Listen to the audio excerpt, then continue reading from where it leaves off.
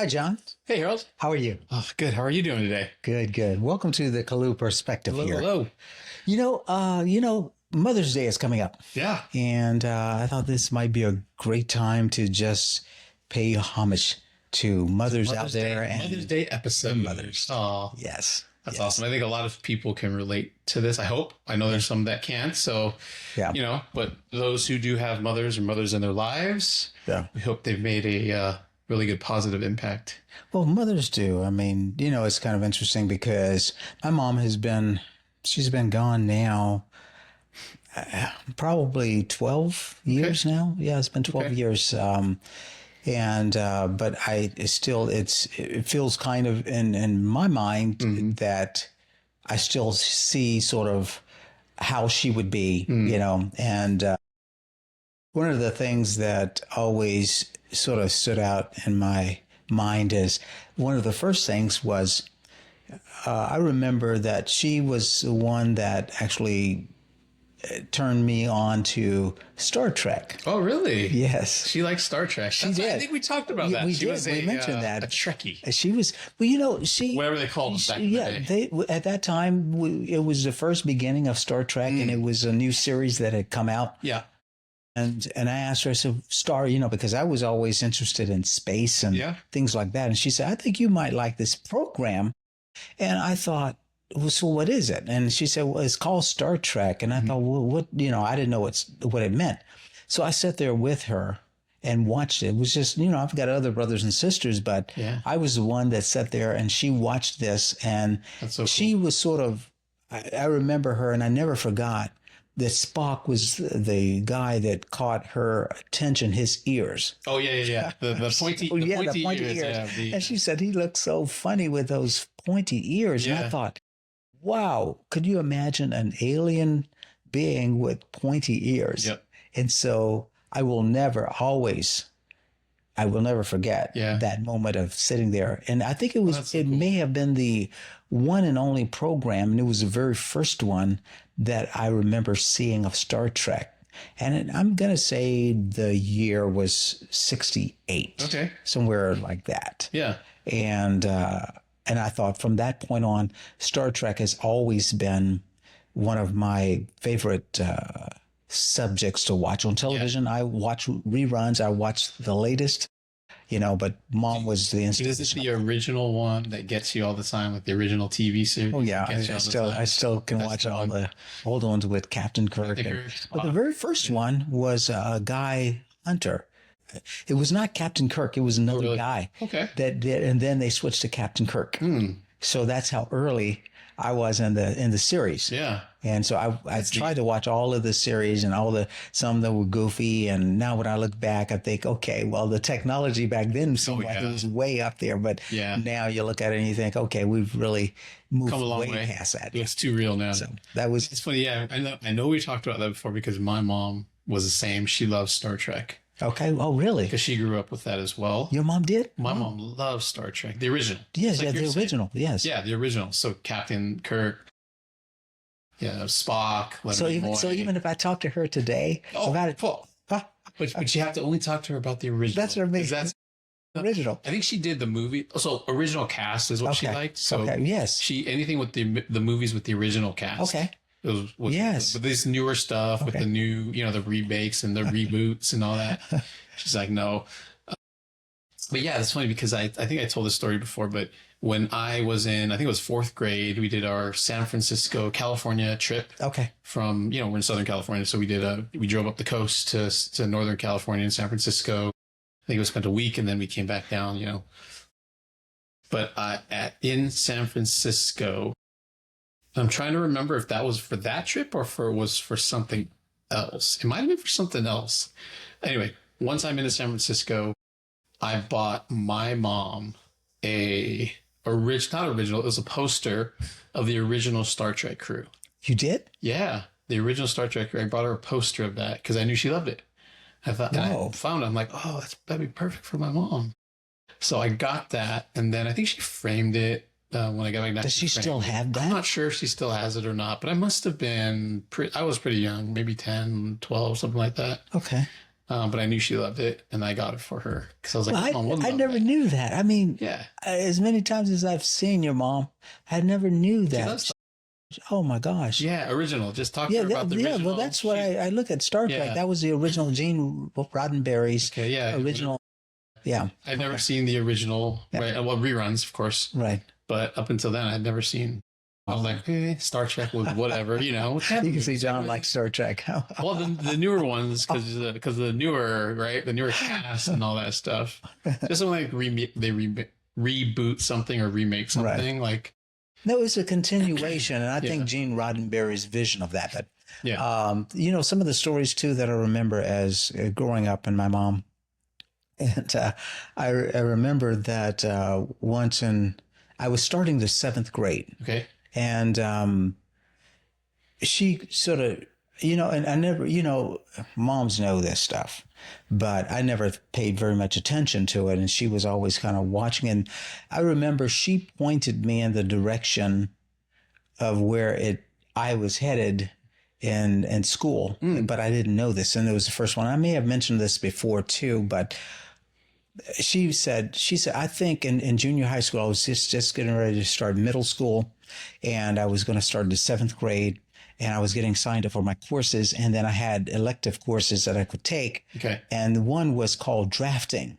okay, And so, you know, as a kid, and I remember the Vietnam War sort of going on, and that there was something called the draft that you had to be, you know. yeah. And so That's what you think. Okay. I totally equated that to, You're like, to no. the draft. And I was thinking, no, I don't think Yeah. I want to get into that program. She said, no, I think that this would be a good program. And so then we got a chance to talk with the instructor, Okay, the teacher at that time.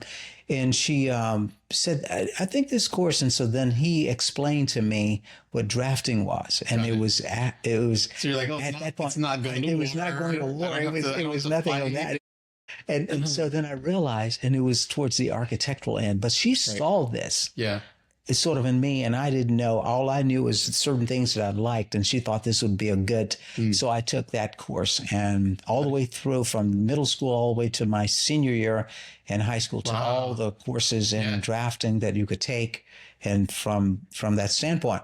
So she sort of pointed that out, and it was years later.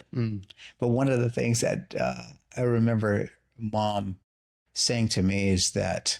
And I used to tell my sisters these stories, and that was sort of superseding the drafting sort of thing. As growing up, yeah, I would tell them what I thought were spooky ghost stories. okay. And my mom got really upset with me for doing so, because I would You got them scared. I would really get them scared. She would have to be the one. To the Yeah, point okay. where I would be afraid. Scare yourself telling stories. I tell stories. Stephen King had nothing on me at that time. Should have wrote them down. I know. Published them. Oh man. And so my sisters they marvel when I talk to them about ghost stories, and they remember that. But my mom said, if you continue to tell them ghost stories, she said, I'm going to skin you alive. I said, well, Mom, they like to know ghost stories, and it's a way that I can sort of entertain them without them getting into trouble. Yeah. And she laughed. And it was not until years later that she had come to visit, you know, me and I at that time, and our son. And she said, now I see out of all these years what you did with this talent and everything from the drafting to storytelling. Yeah. And I thought, wow, you know, I never thought about that, but you're right. Yeah. You sort of turned me in that direction, and I was already on that course, and I still am, you know, so in that. So anyways, neat. Another story. It's neat. Yeah. My parents, both of my parents are educators. So they're both teachers, but my mom, she was a teacher for a long time, kindergarten. I think she did first, second. I think she did all of them. And then she ended up doing, I think her last years were like fifth, sixth grades. But, you know, growing up with teacher was like, you had to get good grades. It was a lot of pressure. And I wasn't super smart. My oldest sister was super smart. So she got like the grades, like she didn't have to try. For me, I was just lazy. I think like any kind of kid, like, I don't want to do homework, or I don't want to study for a test or whatever it is. I remember just, you remember like getting your report card, right? But during our times, you got paper report cards. Oh, yes. Okay. Every, You whatever it really, was, like every quarter, whatever. I don't remember how you got, often we got them, but they would give them to you, right? I thought it was like 4 times or Is it four quarter, times, three like a times? quarter or something like that. Yeah, maybe it's once a quarter. Yeah. So, but you get them and then you look at it and you're like, oh no, there's a C on here. I'm gonna get my butt whooped. You just knew like you were gonna get yelled at the whole night, and yeah, I remember those nights we would get. I mean, like, So did she ever yell at you because? Oh of yeah, it? oh Really? yeah. Okay. From what I remember, she was like, yeah, you know, like, why are you getting like, what's a C? Why is this a C? It wasn't like this. Hey, let's work on this together. It's like, come on, you shouldn't be. But then my mom's fair, so she, you know, there was points in my life where I was getting bad grades, and all she did was reach out to the teacher and say, "Hey, how can you improve?" And then they told him, and then she's like, "It's because you haven't been doing your homework. Turn in your homework." I'm like, "Oh, okay." But now think about it. I mean, she had an eye on you to sort of make sure that you were doing what you were supposed to be doing. Yeah. And so again, that's sort of one of those things that again we take for granted growing up. And now it's not until you look back, you don't think about it. And a lot of kids don't do that today. But I mean, mom is always, you know, unlike dad. And it was kind of one of those things where, you know, and back when I was growing up, I mean, you could really be punished, you know, what today somebody would say, well, you know, you can't do that. You can't do that. But I'm thinking that, you know, she was sort of the first level of punishment. Oh my God, you didn't want the second level of punishment, which was dad. Right. You didn't want him. Okay, I'll deal with mom. But my mom was like, you didn't even want to deal with her on that, you know. And if you got past her, you knew that, oh my gosh, dad would be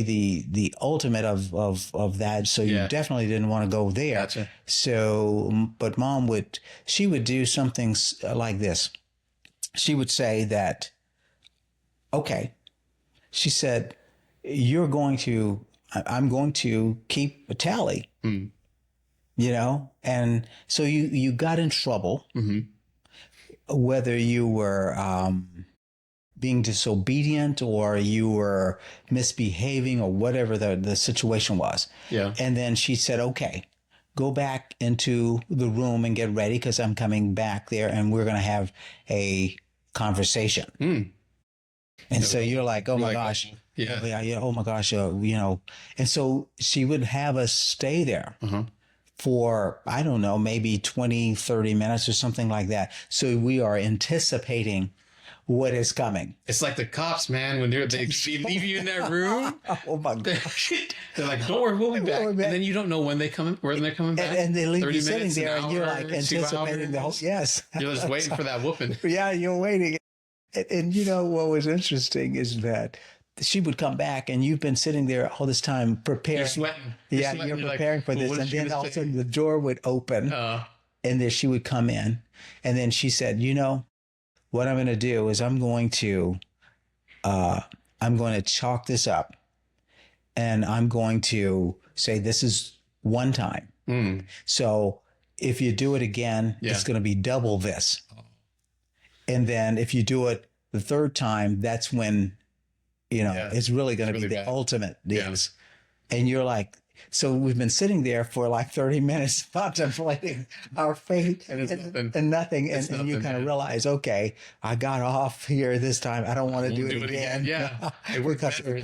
because now it's going to be double if it is the next time. I can see that. So, parents seeing that, they're just laughing outside like, we're going to get I just let them sit back there and think about it for a long time. Yeah, because that's, as a kid, you're like, you know, you're in a room, you're like, so maybe that's where cops got that from, with you know, when their moms doing that, you know. So I remember that story. That's too funny. Any stories like that? Oh my gosh. Yeah, I can't remember a lot where like super bad punishments happened. You know, with my parents, again, they were like educators, so my mom particularly wanted us to see California, to see it, travel as much as we could around, to see different parts of the states and all that stuff.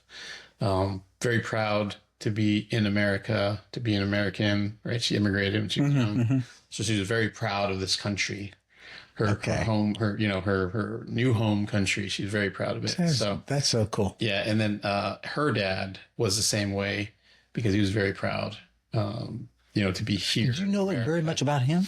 So I grew up with him. He passed away when I was in high school. Okay. Maybe 16, 15, 14. I think I was 14. Okay. I was smaller than that. Yeah. So like maybe 14, 15.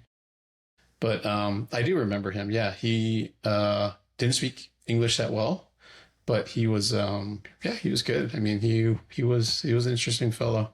Okay. George, my grandpa George. Really? But my mom obviously loved her parents. Yeah. So I think the one thing that I do remember though with my mom is that, she lost her mom right before, I think it was in 79, 78, 79. Okay.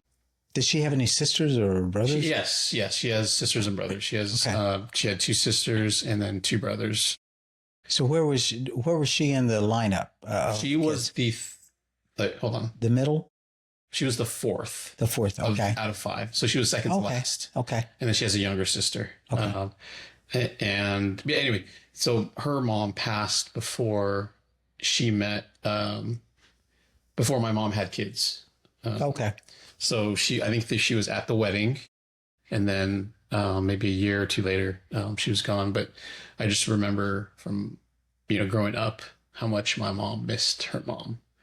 Oh, wow. Every year she, you can no fail on the day that she passed, she would be in very bad mood, crying, of course, and just missed her mom. And then, her day she was born, her birthday, she was very, so she, she absolutely loved her parents. I never got to meet my grandma, but everything that I've heard from my mom was, Did you see pictures of grandma? Okay. Oh yeah. I mean, there was some pictures there that were always there in my house. Okay. When I was growing up, and it was one of them's a little scary, right? Because it looks like it's one of those where her eyes look like they're following you all the time. Oh yeah, I've seen those photos. Scary. Yes. So like when you're in a dark hallway, you're walking, you're like, I can come up with a story like that. Hey, Grandma, stop Looking at me. I was like, I don't know you, but I love you, Grandma. And then, because I don't know, but no, but just that my mom really loved her parents, so you can tell like just the way that she brought me up. Obviously, she really had an affection for me, being her only son. I think that was helpful. Well, I remember you telling a story about whether I think she was taking you to school or something like that, and so she'd pull you over close to her or something like that. Yeah, so I remember we would drive to school in our Dodge Caravan, old school Dodge Caravan, and my sisters and I, we got to rotate to who suit. You can sit in the front one week, everyone could sit, rotate around. So every time we would sit in the front, my mom would be driving. She was driving. She always had her tea on the dash. Okay. It was crazy because it was like a teacup on the dashboard. So it was a little scary, but it was up there. And so nothing to hold it? Nothing to hold it. I don't know why it didn't fit in a cup holder, whatever it is. Or maybe they didn't have that many in that time, but she was driving. And then, if you were sitting in the front seat, she would be holding the hand of whoever was sitting there. Okay. She's and then I would say, like, Mom, you're a kid. Like, I don't want to hold your hand. Why do I do that? And what she would say, she would say, oh, don't worry, we're making memories. We're making memories. And then you think about that as when you're a kid, you're like, what does that mean? What's a memory? Like, what is that? Why hold your hand? And then when you think about it when you're older, you're like, oh, okay. And now again, that's a memory. Yes. And it's never going away. So I do the same with my kids as much as I can. Hold their hands and give them hugs and kisses and all that stuff. So what moms brings to the landscape. Yeah. Just that. Well, it was always, growing up too, you find yourself, at least I was in some schools that were kind of tough at times. One of the things that was sort of off-spoken, and I don't know how many folks out there even experience that or remember anything like that, but as a jokester, as young kids in the middle school, you can talk about, everything else. But one thing you did not do, you did not talk about mom. Don't talk about mom. You can talk about dad and friends and uncles and whatever, but you didn't talk about mom. That was off limits. Nothing. And so, I sort of I subscribe to that sort of subscription. And you just, you could say anything about, dad. You could talk to him about him upside down, and it's okay. they don't care. So I don't know if that's still something that is holds today, but if it isn't, it should be off limits, because moms are not the same as what dads would be, in that regard. Mom would, and so I look at it and say, even now, I remember going to visit her after, being away. I was here in California, been in California for over 40 some years now, but I would go back to visit her in Kansas City. And every time I'd go back, she always knew, okay, I'm coming in. I've just got in from the airport. I'm going to stop by. And then I had to make it to the next town or whatever where I was headed, my destiny. But I'd stop in and she would always have coffee that, and I would have, and that's one of the memories that I still have even now in her passing, that I will sometimes tip a cup of coffee on her birthday. Oh, nice. For her. When I got there, she said, okay, I've got some coffee made. Would you like a cup? And I said, absolutely. So we'd sit there, and we hadn't had coffee together in probably several years since going to and from to visit. Yeah. And so I always remember that, sort of one of my memories that I will forever hold on. And that was after college. I was in professional. Yes, of course. And so I would always look forward to coffee. And for some reason, I've made coffee before, and coffee, it's like, if you don't drink it right away or whatever, after a while, it seems like the aeration of it makes it taste bitter or something. Yeah. She could make coffee in a percolator that, for when she'd make it, and it could be there, it seems like it could be there all day. I got there and she said, let me warm this coffee up and we'll have a cup together. And it was like it was a fresh cup of coffee. Huh. I don't know how she did it. Yeah. I don't know why it tastes like that. You can't do that. I cannot do that. No one can do that. I cannot do that. Yeah. I wish I could. I wish I could leave a pot of coffee at home and go and warm that up and drink it and have it taste like. Taste the same, yeah. Fresh, like a fresh pot. Yes. Well, I don't know how she did it, but she would always, and she knew that I was coming. Yeah. And so she'd have that sitting there. So all we had to do is warm it up. And I'm thinking, how is that? It's just Mama's touch. Yes. She got that. I mean, there's no other way to explain it. No, it isn't. I would say that, in the lineup of all the kids that, I had brothers and sisters. I was sort of sitting in the very center of my oldest and the youngest. Okay. And I do mean the center. We were all sort of 2 years apart, except for my sisters. Okay. How many siblings do you have? I had a total of, there were 7 of us. Okay. There were 3 older than me. Yeah. And there were 3 younger than me. Gotcha. Yeah. So you were the middle. And I was in the very center. Age-wise, I was 6 years from the oldest. Okay. And from the very youngest, I was 6 years from the very youngest. Okay. But the 2 sisters fell in, they were like a year or so apart. So I could sort of do what the current administration is doing to the people today. Uh-huh. I could tell them stories and they believed it. Even if it wasn't true. It doesn't matter. They listened to that, sort of in that, and growing up. And the reason I did that was to sort of, and I know this sounds funny to a lot of you out there, it was to control them.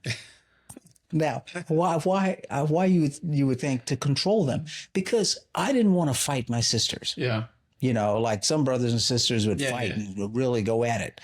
I didn't do that. Mm-hmm. I sort of picked ways to psychologically control them so that they would listen to me. So that way, if I was left in charge, then I didn't have to sort of use sort of a force. And mom, they would listen to you. They would listen to me. They would listen. And she trusted that aspect. Yep. So I would do that, but that's where she started to sort of say, well, wait a minute, you're telling them these sort of scary ghost stories. And she said, and they can't sleep at night now. And I'm going to have to. She's going to deal with it. She has to deal with it. Yes. And so I thought, okay, well, let me tone it down and make them not so scared. not so scary. Not so scary. Just keep them right at the So right at the edge. You can still control them. They wanted to hear it, Yeah. and she knew that they wanted to hear the ghost stories, but I had to tone them down. Yeah. You know, cut back a little bit. That's so funny.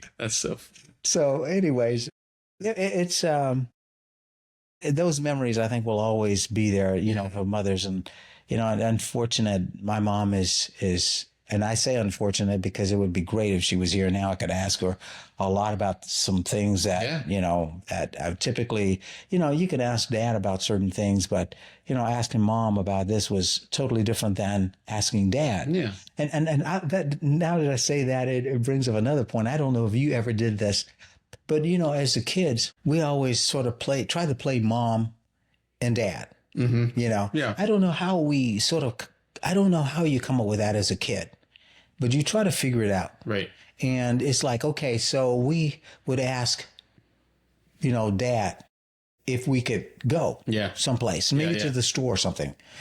And he would be more like, you know, yeah, that's okay. Have you asked your mom? Mm-hmm. And so then we'd say, well, not yet. He said, well, I think you might want to ask your mom. Go ask her. Yeah.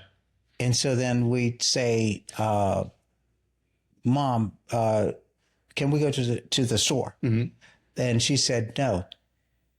And we say, well, Dad said yeah. And now it's like you got this. Now you gotta let them fight it out. Mom and dad gotta fight it out. They gotta have this course of action now. Yeah. And it's like, so they set up a rule. And she said, if one tells you yes or no, you don't ask the other. Right. That's it. That's it. That's the law. Yeah. But you know, it was funny, interesting that, you know, as youngsters growing up, you know, you try to figure out how do you get away with stuff? Yes. And who's going to be? I don't know. Did you ever do anything like that? I mean, yes and no. We did. Like my sisters and I, we would try to do stupid things, but for the most part, we were pretty good. Okay. But typically was my mom had a soft spot for me, so I could go to her and be like, and you would get, well, yeah. My dad was always like, nah, no. Like, you know. So what if your dad said no, and then you go and ask your mom? She'd probably say, yep. And then do it. And then we could go do whatever. So then you could go and then you say, well, Mom said I could do it. Mom said, oh, okay. I guess so. So bad, right? Kids do that. I don't know if they still do that today, but oh my gosh. You know, really? Okay. Oh yeah, my kids still do that today. My little one. Well, they put a check on it. Mom said, okay, if one says it, that's it. You don't go and ask the other. Yeah. And so you realize that, okay, that's a stopping point there. It's not going to work. Okay, I'm not going to play that again because I'll get in trouble. I'll be the one that's in trouble. So yeah, man. You know, in getting towards the closing here, I was going to say that, you know, my mom was a nurse, and she had this image once of this little church that was it was an image in her head. I think probably something that she remembered as a child. And so she knew this lady that was a painter also. And so she had this lady do this oil painting of an image that she had in her head. Okay. And I always looked at this painting, but she did not have it framed. Okay. And I asked her, why do you have it put away? Why don't you hang it? She said, well, I want to get it framed. Okay. But to get it custom framed at that time was something that you didn't have access to a custom framer. Okay. And then on top of that, the cost of it. Expensive, yeah. Yeah. And because my mom had directed me into the drafting program, and I was in 8th grade now, not 7th. Okay. I thought, you know, I'm taking shop class. Oh. And I'm thinking, yes. And I'm thinking, I can design this out. Yeah. And I think I'm going to build it. So I decided, hey, Mom, I'm going to build a frame for your painting. And she was like, what? And I said, yes, I'm designing it out now.